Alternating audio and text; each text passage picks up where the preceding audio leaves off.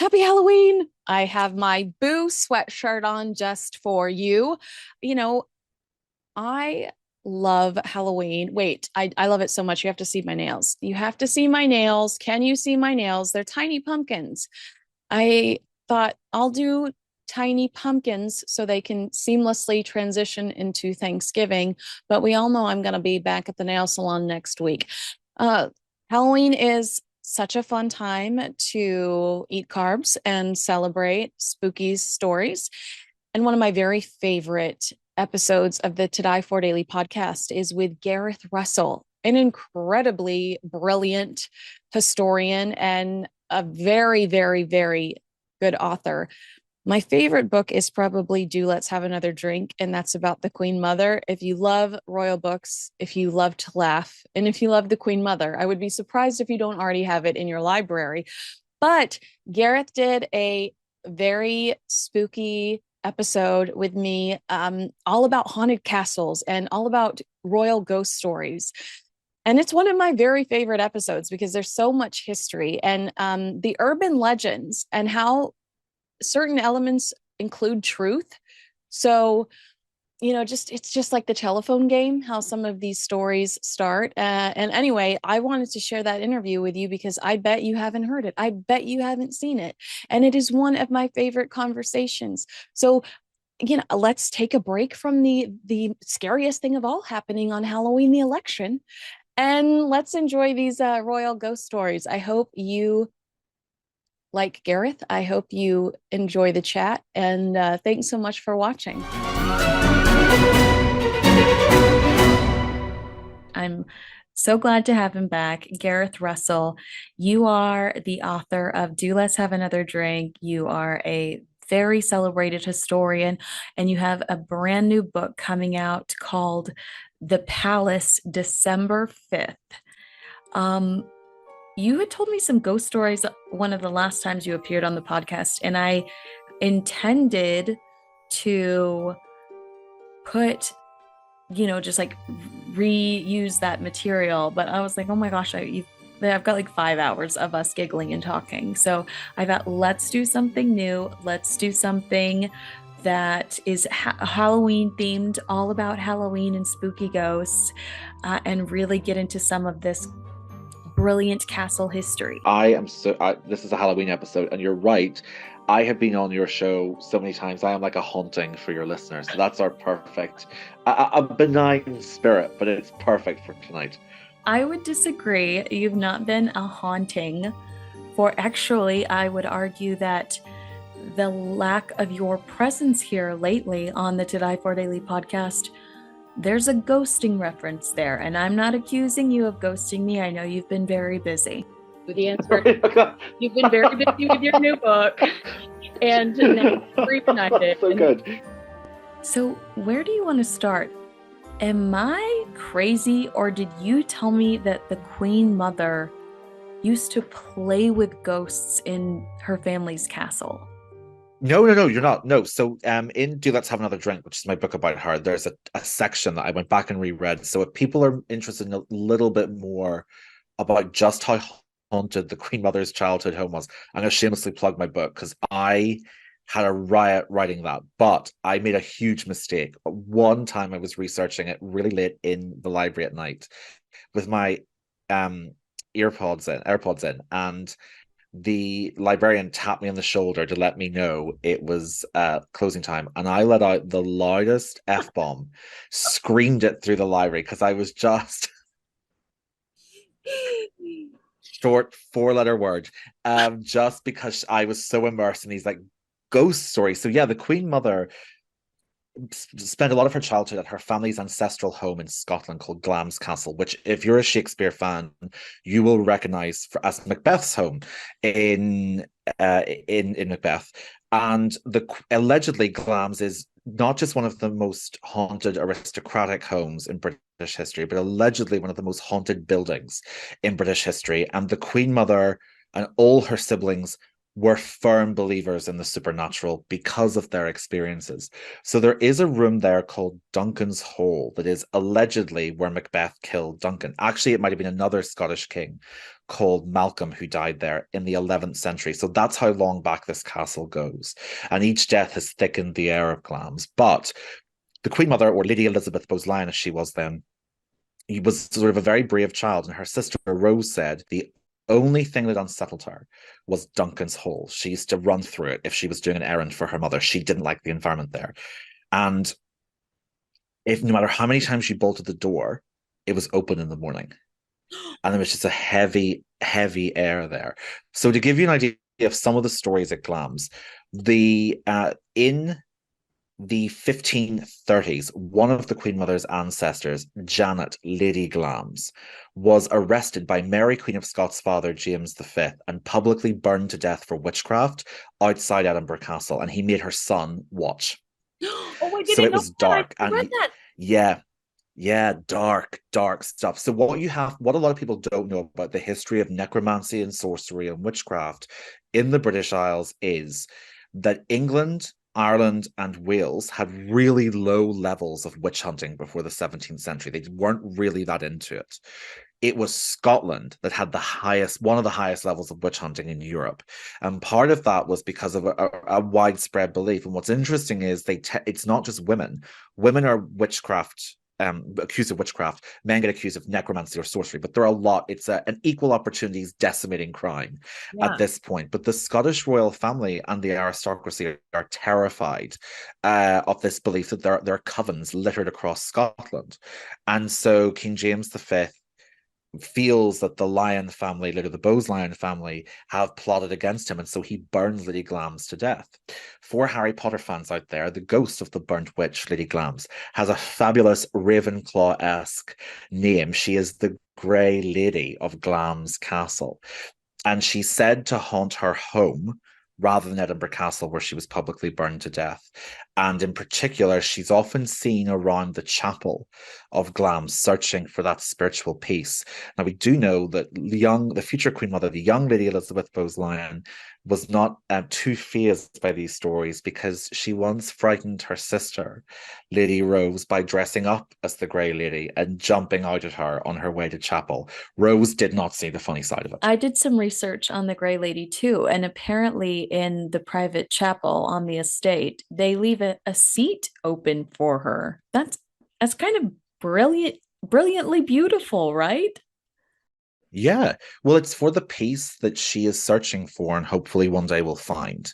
Oh, is that And beautiful? there's such, and also what's really interesting is I know a lot of Christianity is divided about whether these things are true or not, things like ghosts or those feelings. But the Queen Mother was her mother Cecilia, also a very devout Christian, up until the 1920s. They would wear lace veils. They would cover their heads going into the chapel.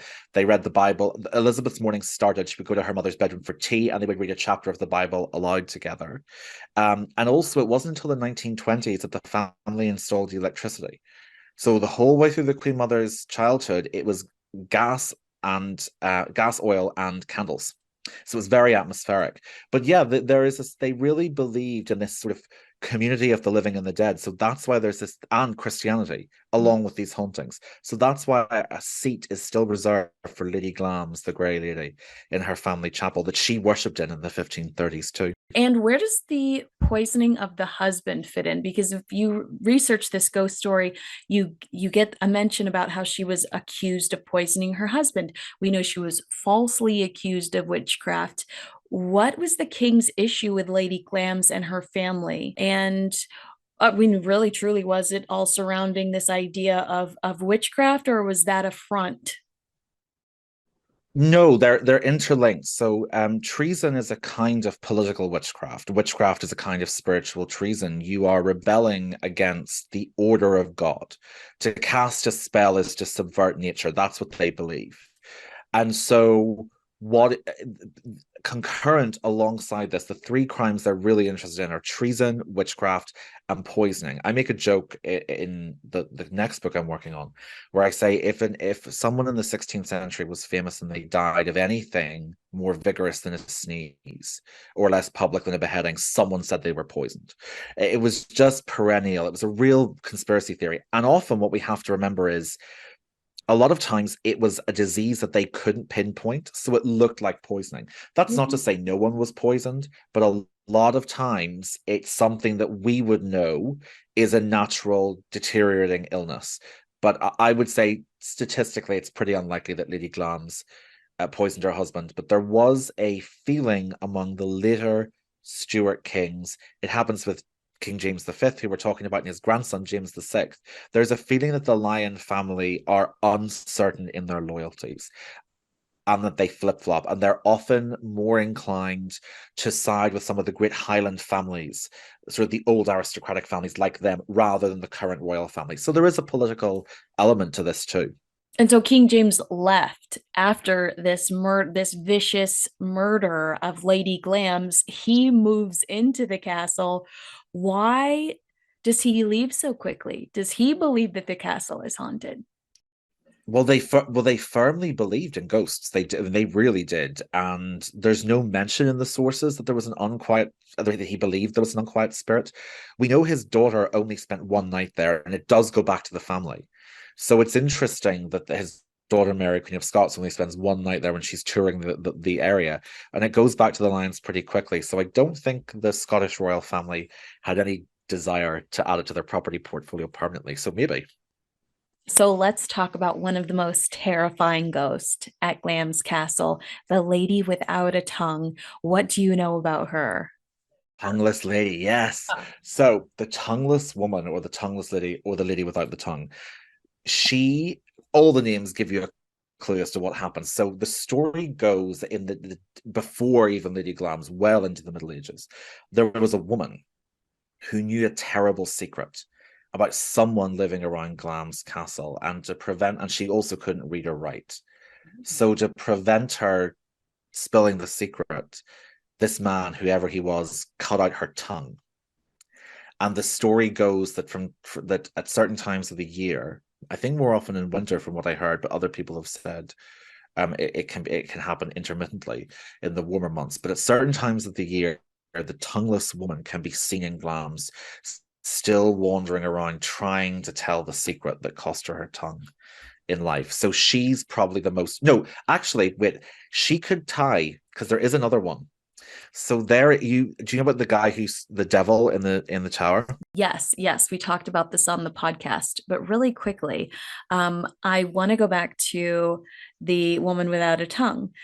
Because I think that what I love about these stories is the evolution or the different versions that you hear when it comes to these stories.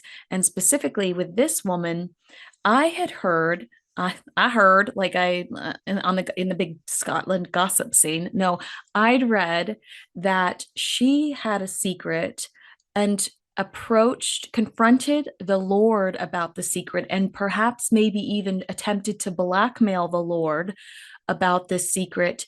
And in doing that, the response from the Lord was to tell some of his men to cut her tongue out. She escapes the men after her tongue is cut out, is running across a courtyard, is caught, and then murdered. So it's interesting the different versions we get from some of these same ghost stories. And it almost makes it better, and to have this conversation and exchange them so you can see how they grow in different directions. It totally. It's so what's interesting is it's all there's some details that are nearly always the same in the Yeah. different versions. So, for instance, it is nearly always a lord who ordered it done, which would make sense. Hierarchy, who could give that order. Where it varies is that sometimes it was the current Lord Glamis she tried to blackmail or confront. Other stories say it was a visiting nobleman, one of the Lord Glamis allies, and Ah. that she followed him there. She followed him there. But Second deviation is that the running across the courtyard and being murdered. One version is that she struggled so much during the cutting of the tongue that she slipped and the knife cut her throat. And there's a third version that she hemorrhaged from the blood loss and choked on her own blood. So the secret actually choked her. And the fourth one is that she lived for a while afterwards, mute. So there's a lot. Anything, even things that are true, they enter into folklore and they become embroidered. So we don't know, but there are definitely many. There's a lot leading. A lot of people who believe in ghosts really believe the tongueless woman still seeks vengeance, or that the imprint of her suffering is still there at Glamis. Well, let me just tell you that my body hair grew while you were sharing that story. That's how scary that was for me.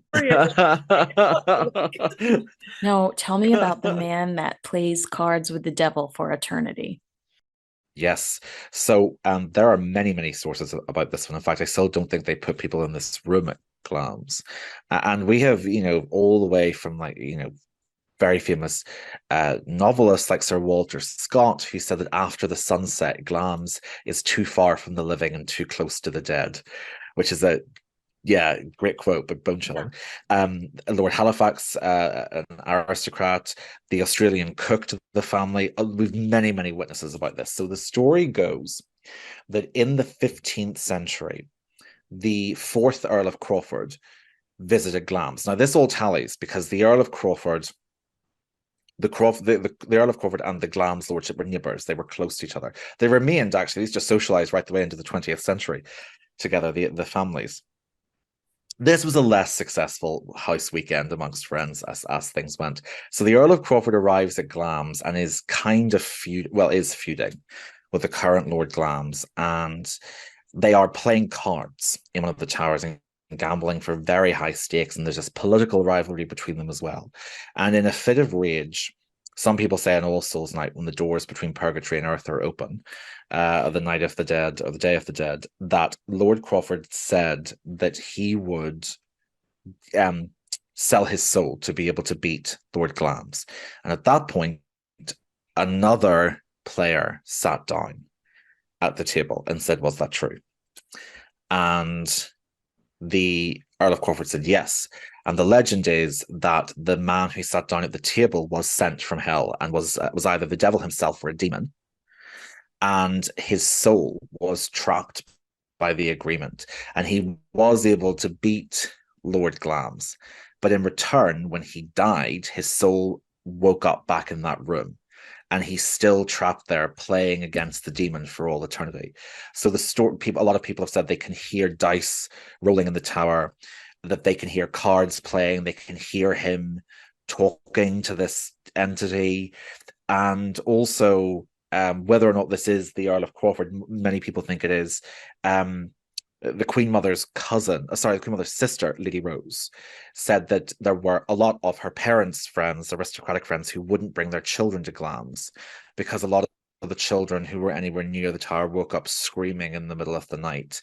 And that one of the guests reported seeing the ghost of the Earl of Crawford looming over her bed. Another said that at 3 o'clock, the witching hour, the inversion of the time Christ died on the cross, that they would wake up with a cold feeling of dread. They would hear the cards. One said they felt the bed sheets move. You don't know how much of this is psychological, but there's a lot about the devil Earl in the tower. Well, what about this other element of the story that I've read about a servant hearing a commotion coming from the card room, peeking in through a keyhole maybe, and a beam that servant losing an eye? Surely that's something we'd be able to confirm historically. Am I wrong? Well, part of the difficulty with Glamis is that during the First World War, there was an accidental fire at Glamis, and a lot of documents were destroyed. Just the Queen Mother and her brother were there. So at this point, the future Queen Mother's parents had turned Glamis into a convalescent home for wounded soldiers, and we think a candle or some medical equipment caught fire, and luckily the castle itself wasn't completely gutted, but there was quite a bit of damage done. So we think quite a few of the records might have vanished in the 1916 fire. That's a great point. I hadn't even thought about that. Tell me about this shunned heir, the monster of Glamis.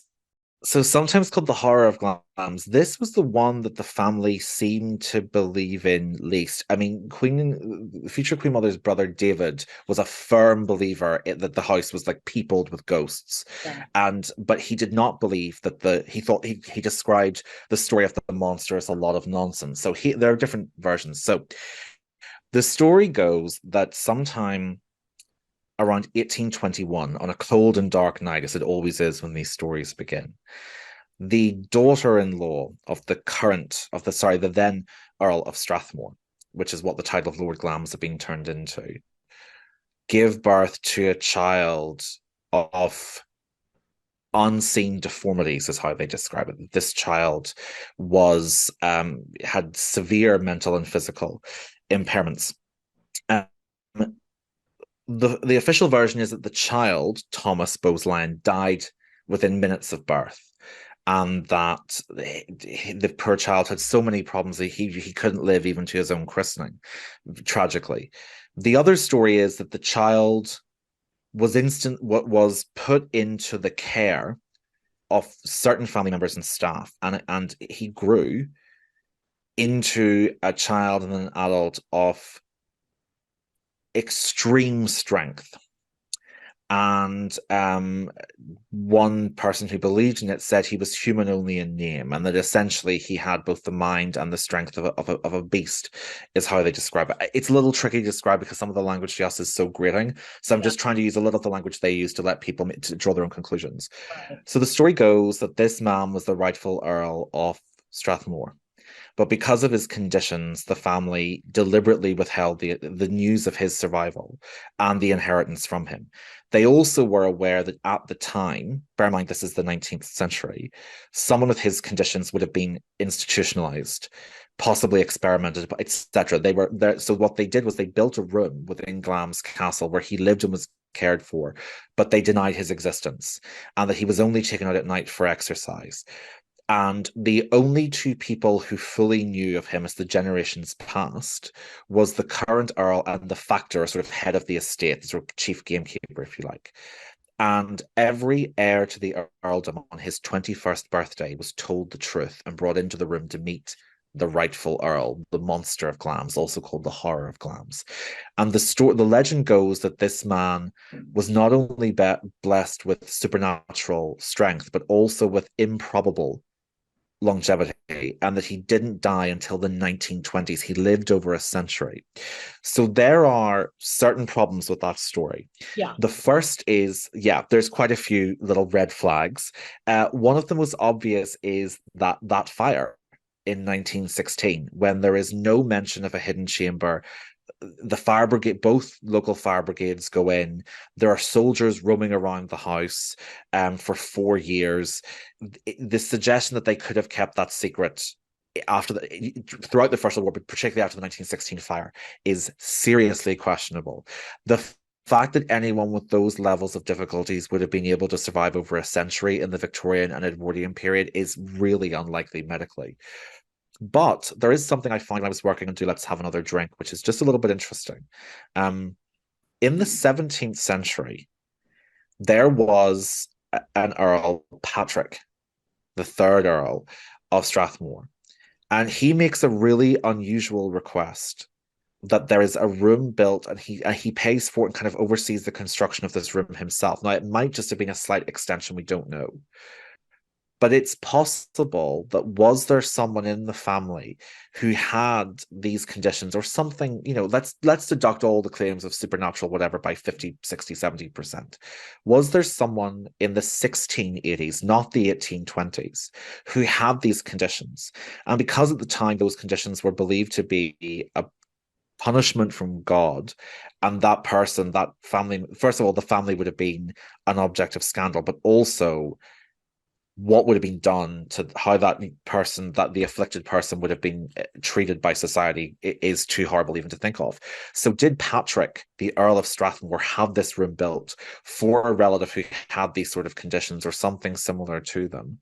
The legend rumbles around for a little bit, and then the Victorians, with their love of melodrama, take it and run with it. And they really pump up this story. And actually, little Thomas Bowes-Lyon did die in his cradle in 1821. And it would explain a comment that the Queen Mother's brother made, David, about it, where he said the Victorians invented a lot of rot about the monster. So a lot of nonsense, he means. So is he just saying the whole thing's nonsense? Or is the fact he specifies the Victorians add a lot of nonsense to it, indicating that there was a story that something had been done, but a lot earlier than we thought, perhaps in the 17th century, with Patrick Lyon, the third Earl of Strathmore? Okay, so that just reminded me of something else that I'd pulled. There are more windows on the outside of Glamis Castle than they can locate on the inside of Glamis Castle. Could that potentially be associated with what you were just saying about this extension that was built? That is, so sometimes that does happen with castles. Sometimes they will have it. This isn't relevant to their case. You will often find it in English old homes of Catholic families, because what they would do is they would have fake windows for when they were hiding priests when Catholicism was illegal. So they would hide them, and they would use fake windows to do that. There's a wonderful place in Worcestershire called Harvington Hall that's still owned by it was left to the church, so they've preserved all the windows and the priest hiding places. That there are instances where families did this, and they put in fake windows. It's probably that some of these rooms are now bricked up or have just been renovated, as some rooms got bigger in the Georgian period when they made them a bit more comfortable. But to believers in the legend of the monster, yes, that the inconsistent number of windows is allegedly perhaps proof that there's a missing room somewhere. Oh my goodness, so exciting. Yeah. Let's talk about the Lindsay clan. Apparently, the Lindsay clan were pursuing another clan, and there were some bodies found in the basement. So the Lindsays, the head of their family was the Earl of Crawford, and then there was also the Ogilvies nearby. So the story is that there's the Ogilvie drummer boy is still there, so that he is still marching for his lost kinsman in a medieval blood feud between the clans in Scotland. So the drummer boy can still be heard on occasions at Glamis. And also, yes, that there are many dead bodies in the battles that have happened in and around Glamis. And Clan Lindsay, or headed by the Earl of Crawford, features in that with bodies of their kinsmen there. So really, the whole area around Glamis is just bathed in history. And if you believe in it, it's haunted by history one way or the other. So it's no wonder that all of the Queen Mother's brothers and her sisters and her were ardent believers in ghosts. I'm going to need your help with this one because I have several stories about a servant boy. Here's what my notes say. One of the ghosts she spoke of was a young male servant, childlike. They believe, okay, hold on. Let me just interrupt myself painfully and say the reason why I merged these two stories is because there's a queen mother's bedroom that's referenced, and then there's a queen's room that's referenced. Is there a difference there? Yes, they can. So it can be her. They can also sometimes there will be rooms. Yes, they'll sometimes call Queen Elizabeth's room. Okay, okay. There'll also be the room where Princess Margaret was born, and then there will be rooms. Sometimes these houses have places called the King, the State, or the Queen's room that just refer to a room set aside if the royals ever visit. Oh, you're right. I forgot about that. Oh, cool. Yeah. It's like this is TBC, babes. Yeah. Oh, it says, I've written here, one of the ghosts she spoke of was a young male servant, childlike. They believe he was there around the 18th century. Despite being mistreated throughout his time there, he is described as mischievous and funny. Witnesses say he trips people outside the Queen Mother's bedroom. He's also suspected of tugging at bed sheets in the middle of the night. There's another ghost. Here's where I kind of merge these two stories. There's another ghost described as a servant boy. These two could be the same. The ghost sits on the stone seat near the door of the Queen's room. Guests report seeing him vividly, but he does not speak. I don't know. I don't expect any of my ghosts to speak, but he doesn't speak. So the story goes that there was actually a young man who's they refer to as a servant. So give different versions. So because so he was the son of two enslaved people in the British colonies. But when you arrived in England, Scotland, or Wales, you technically were not a slave. You were a slave in the empire, but you weren't enslaved in Britain because of a medieval law outlawing slavery on that specific part of the world. So the story goes that this young servant boy, so he would have received a wage at the time, but he was the son of two enslaved people and had seen some of the horrors of slavery in the Americas, we believe, and that he still occasionally trips people up. And apparently, when the Queen Mother was told this version of it, that he was tripping people up, she said, well, if he's doing that, it's more than everyone deserves, frankly. She really thought that they deserved it, and that if anyone had the right to trip them up, it was him. But there is a different version, that he was a Highlander. So it might be that there are actually three young servant boys that we're talking about here. One that they see visibly, one who may have been the children of enslaved people, and one who may have been a local village boy. But different stories, different people tell different stories surrounding it. But yes, when the Queen Mother heard the story that it might have been, again, different versions of who this child might have been, whether his parents were enslaved in the Caribbean or in the American colonies. But when she was told he was tripping people up, she said that that was completely within his right to do so, and it was a wonder he hadn't done worse. All right, you mentioned Mary Queen of Scots earlier. What about this one? At Stirling Castle of Scotland, legend has it that a maid of Mary Queen of Scots discovered her lady's chamber at Stirling Castle on fire. The young woman courageously saved Mary's life by physically pulling the queen out of the bedroom engulfed in flames. It says the ghost of this maid is said to watch over the castle today and appears as a warning over a potential fire or emergency. I'm just wondering, did she die in the fire? Why does she watch it? Like what I'm lost in these. I need the backstory. I need the origin story. I need to go deep. Yeah, because funny, I've just written about Stirling Castle for my next book. I'm working on a private life of Mary Queen of Scots' son. So, and he spent his childhood at Stirling. There is that story, but there's no record of a great fire. So Oh. with Mary Queen of Scots, so that could be one of the ones that are made up, but it is still one of the most popular ghost stories. But what's interesting is we do have instances of people who did not die in the places, and they're still said to haunt them. And one of them is Catherine Howard at Hampton Court. That she did not die at Hampton Court, but her ghost is said to be the most vocal of the dead residents still there. Yeah, well, and then there's Jane. What do you think about that's like very vivid, this very vivid account of her walking down a staircase in a white robe holding a candle? Jane Seymour, so two of Henry VIII's, well, I have to say, you know, four of them had pretty traumatic experiences at Hampton Court, but two Yeah. had particularly bad ones. His third wife, Jane Seymour, who died giving birth there in October 1537, and his fifth wife, Catherine Howard, who I've also written about. So this is the one I've spent the most time with. But her downfall began at Hampton Court with an investigation into her private life in November 1541. Actually, 2 days after Halloween. What I read was that Jane haunts Hampton Court in agony over the way she treated Anne Boleyn, but she's likely missing her baby, traumatized by her death after her baby. Must be Team Anne. Must be Team Anne starting those rumors or that ghost story.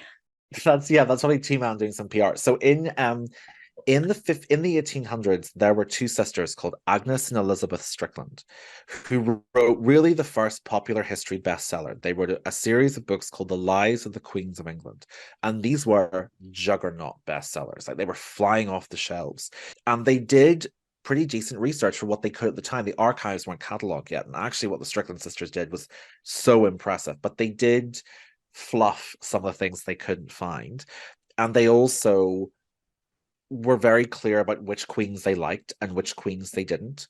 And in their chapter on Jane Seymour, they went to town on how quick the marriage between Henry VIII and Jane Seymour had been 11 days Days. after Anne Boleyn's execution. Yeah. And they say, there's this wonderfully like damning chapter when they say, she must have been picking out her wedding dress when Anne was picking out her funeral dress. The sword was being sharpened for Anne while Jane picked out her wedding cake to go into the op. Like, really kind of they egg it on. And so the when a lot of um Victorian sympathizers with Queen Jane started becoming interested in the supernatural, they portray the ghost at Hampton Court as someone racked with guilt for what she had done in betraying her queen by marrying her husband. So, yes, it is probably an offshoot of how harsh the Strickland sisters were about Jane. And so there's a story of her racked with guilt, wandering up and down Hampton Court. And it's interesting, though, that one's really popular in the Victorian period, but the one that keeps getting more popular is that this story of Catherine Howard, when she discovered that her husband had heard that she had hired a former lover allegedly to her staff, a man called Francis Derham.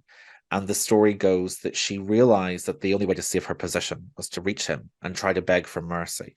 So she manages to slip past her guards and starts running down the palace corridors. If you're going to Hampton Court, it's now called the Haunted Gallery, and she's getting to a room that will lead to where her husband is hearing Sunday Mass. And she so nearly gets to him, and then the guards catch her and drag her back, and she's screaming for her husband to see her and have mercy on her. And he doesn't, and he leaves for a hunting trip and never sees her again that day, that night. And so the story is that the Haunted Gallery is where you can still, some people say, hear Catherine's ghost. A lot of people have fainted there. I actually did a little bit of recording there last week after hours with Tracy Borman, who's the curator there, and there is definitely a presence. Like it gets colder than the rest of the palace. And at one point, I was standing under lights, and someone was asking me about it, and I said, I don't really know if I believe in it. And the light just flickered above my head, and I didn't not believe in it enough not to get out of there.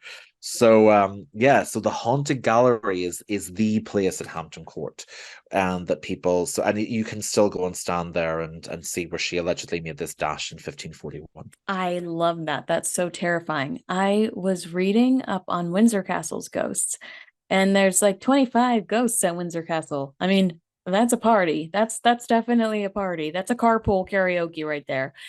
And I was thinking about the fact that I was walking around there one of the last times I visited. I was walking around at night and I waved to a shadow of I waved and I tweeted about it. The tweet did really well, actually, not to toot my own horn, but I waved to a person in a window and they waved back. And I remember at the time being like, I wonder who that was.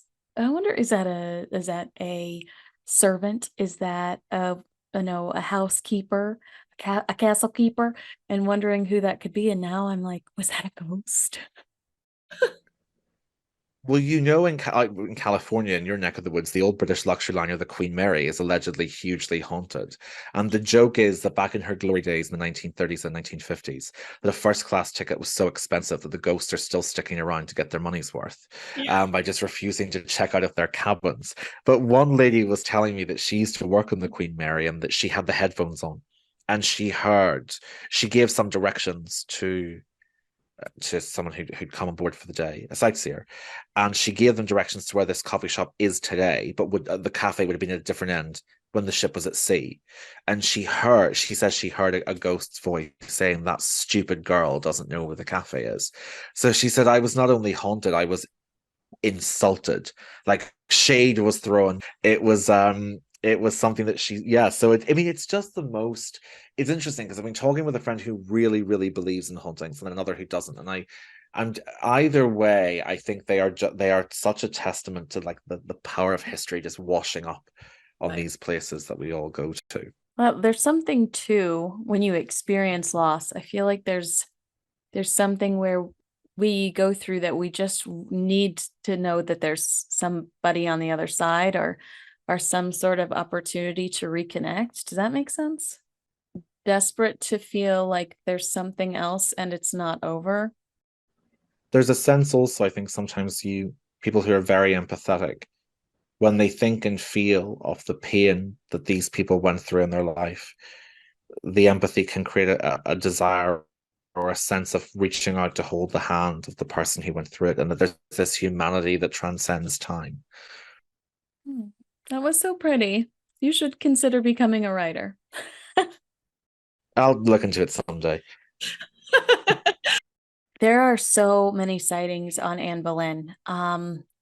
And when I study some of the individuals that really champion Anne Boleyn, they discredit all of the hauntings from Anne solely based on the fact that they believe towards the end of her life she was really ready to move on. She was kind of had found some sort of peace and was just ready to be heading on over to the other side. In all of your research of Anne Boleyn, um, what's your take on that, I guess? The idea of her running down the hallway holding her head. Well, she certainly was. I mean, there's a definite sense of in those 17 days between her arrest and her execution, and particularly the four between her trial and execution, where there is a very palpable sense of a kind of Christian reckoning within her soul. She's very focused on heaven and she's focused on prayer and Holy Communion. So I think she was, she said allegedly something like, "He who showed me how to live will show me how to die," and she really did kind of go in a very Christian religious sense of peace, as much as there could be in very difficult circumstances. So certainly that tracks. There is a fabulous story, which my friend who doesn't believe in hauntings at all, when I told him this, he said, I that if there's one story I believe, it's that Anne would come back for that reason alone, which is that in the mid 20th century, Lady Baden-Powell, whose husband founded the Scouts, was given an apartment to live in at Hampton Court Palace, and she began hosting seances. And she claimed that the spirit of Anne Boleyn came through, and that her message was that she loathed what Lady Baden-Powell had done with the decorating of the apartments. And my friend said, yeah, like Anne Boleyn coming through to be like, "I hate what you've done with the place," is right on brand. So it's like that made me laugh. But yeah, there were a lot of seances at Hampton Court. A lot of spiritualists lived there in the Victorian and Edwardian period. But yeah, Anne I don't know about. I certainly, from what I know of her, think she was a very glamorous woman and called the glass of fashion. So I don't know if she'd ruin her image by doing a sprint up and down a corridor holding her own head. That's Yeah, that's not on brand. not on brand. No, not at all. That's No. so funny. Do you have any other ghost stories?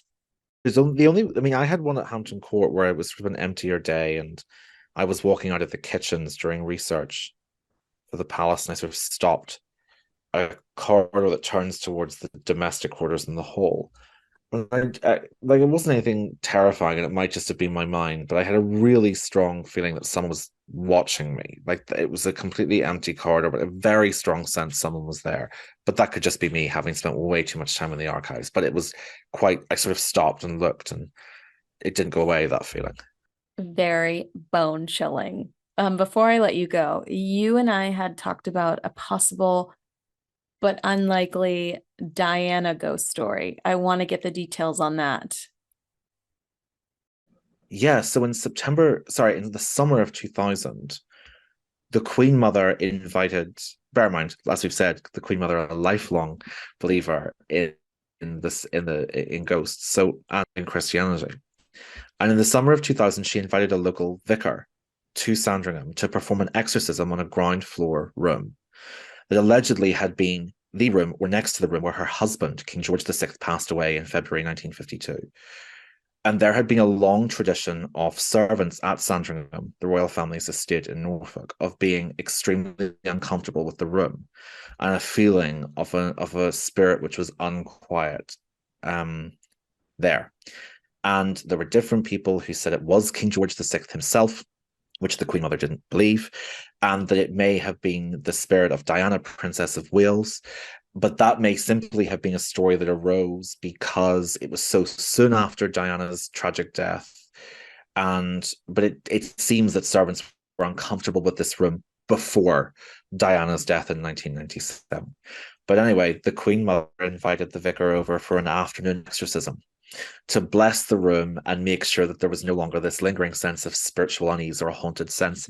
And he did it, and they had tea afterwards, and off he went. And apparently the room was fine ever since.